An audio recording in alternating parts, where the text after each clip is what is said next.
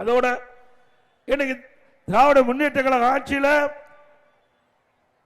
2G spectrum ஊழல் உங்களுக்கு தெரியும். அந்த கொடி பறக்குதில்ல, தமாக கொடி பறக்குது இல்லைங்க, அது எதனால் பறக்குது? காற்றுனால தானே பறக்குது. காற்ற கண்ணுக்கு தெரியுதா? தெரியல. கண்ணுக்கு தெரியாத காற்றில் கூட ஊழல் செய்கின்ற ஒரே கட்சி திமுக கட்சி. தமிழ்நாட்டுடைய பெயரையே அசிங்கப்படுத்திட்டாங்க. இன்னைக்கு டெல்லிக்கு போனா தலை குனிந்து போகக்கூடிய அளவுக்கு திமுக செய்து விட்டது.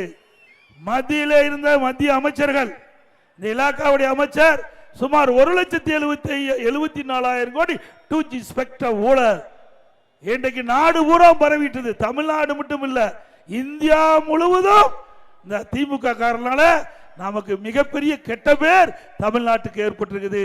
ஆக விஞ்ஞான முறையில் ஊழல் செய்கிறாங்களா? இதுதான் விஞ்ஞான முறையில் ஊழல் செய்வது. கண்ணுக்கு தெரியாத காற்றில் கூட ஊழல் செய்கிற ஒரே கட்சி திமுக கட்சி என்பதை இந்த நாடறியும். அப்படிப்பட்ட கட்சி மீண்டும் ஆட்சிக்கு வர வேண்டுமா?